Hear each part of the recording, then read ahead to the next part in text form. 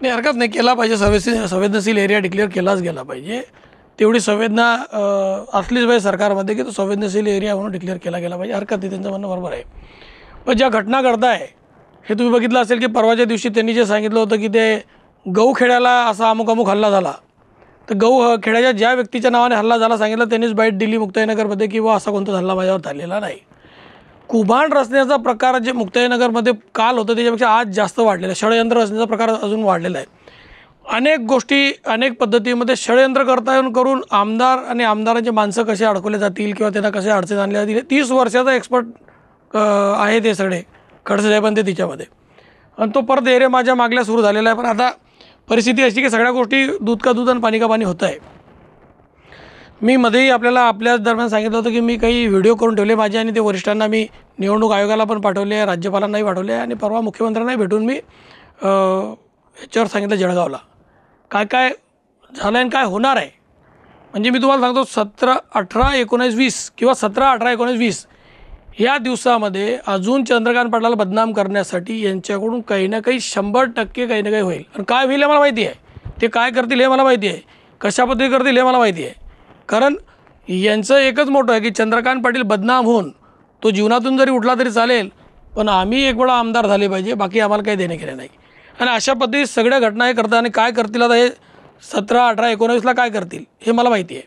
त्या संदर्भात मी काही पत्रव्यवहार माननीय मुख्यमंत्र्यांशी केलेले आहे, निवडणूक आयोगाशी केले आहे, जिल्हा निवडणूक आयोगाला आत्ता पत्रव्यवहार करतो आहे. परवा काय होणार ते आज सांगतो, परवा हे काय करणार ते आज सांगतो. कारण त्यांच्या तशा घटना चालल्या आणि मला काही माहिती तिथून इंटेल माझ्याकडे पण आहे. ते इंटेलच्या माध्यमातून ते कशा पद्धतीत पुढे जातील हे मला माहिती आहे. काय बदनामीकारक करतील, काय षडयंत्र करतील, काय कोणावर हल्ला करतील आणि माझं नाव बदनाम करतील हे मला माहिती आहे. पण हे हल्ल्याच्या व्यतिरिक्तचं षडयंत्र आता त्यांच्या हातून होतं आहे आणि या 2-3 दिवसात तशा पद्धतीत प्रसारमाध्यमांच्या माध्यमातून ते करतील हे मला माहिती आहे. पण माझ्याकडे बी सगळी तयारी आहे. सगळ्या गोष्टीला कसं उत्तर द्यायचं मी चांगल्या पद्धतीत जाणतो, तेव्हा त्याचं उत्तर देईल मी. पण हे षडयंत्रकारी लोक या निवडणुकीला कशा पद्धतीत चंद्रकांत पाटलाला आयुष्यातून उडवता येईल किंवा त्याचं आयुष्य कसं घालवून घेता येईल, त्याचे कार्यकर्त्यावर परत कसे गुन्हे दाखल करता येईल, अडचणी कशा आणता येतील, हे सगळे प्रयत्नांचे चालले आहे. संवेदनशील जर म्हणतात तर मुक्ताईनगर टिकली फुटत नाही आहे.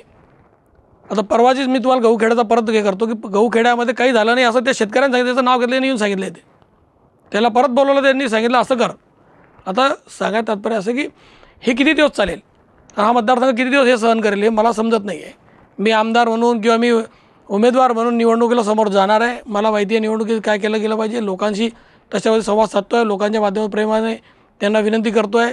दररोज दिवसभर आम्ही सकाळपासून तर रात्री 12-12 वाजेपर्यंत हे आमचे नियोजन करत असतो.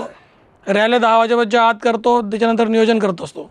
आणि हे जे प्रकार आहे आता यांच्याकडून थोडे दादागिरीचे दंडेलशाहीचे त्यांचे सुरू झाले. सारबर्डी गावामध्ये परवा दिवशी एका कुटुंबामध्ये घुसून मारहाण झाली. ती घटना मुक्ताईनगरात दाखल झाली. त्या घटनेनंतर कावर बोलत नाही. सारबर्डी गावात आमचे असलेले बॅनर फाडून टाकले, त्याच्यावर असले CCTV, त्याच्यावर CCTV होते, मग ग्रामपंचायतीसमोर लावले होते. CCTV कॅमेरे बंद करून टाकलेले होते, म्हणजे त्याचा डाटा कट करून टाकलेला होता.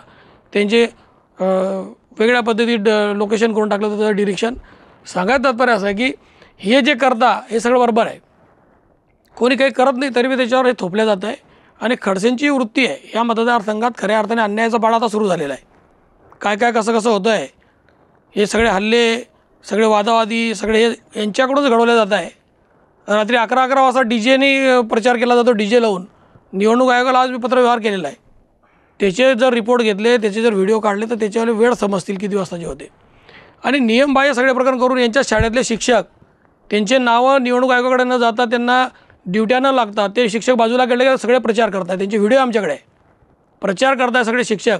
शाळेला शिक्षक किती होते, मुख्याध्यापन शिक्षक देताना निवडणूक आयोगाला किती दिले, ते किती ऑनलाईन केले, याचंही पत्र मी दिलेलं आहे. आणि शिक्षक लोकांच्या माध्यमातून हे करून घेत आहे, त्यांच्याच माध्यमातून सगळं चाललेलं आहे. आणि सगळं दंडेलशाहीनं दंगे धोपे करण्याचा इशारा यांचाच आहे.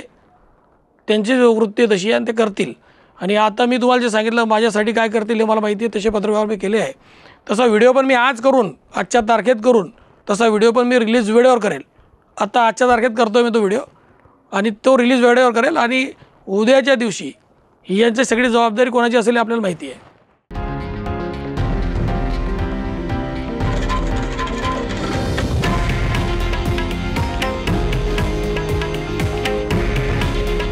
हे आहे देशातील नंबर 1 न्यूज नेटवर्क आणि आपण पाहत आहात TV9 मराठी. काळजी तुमची, हित महाराष्ट्राचं.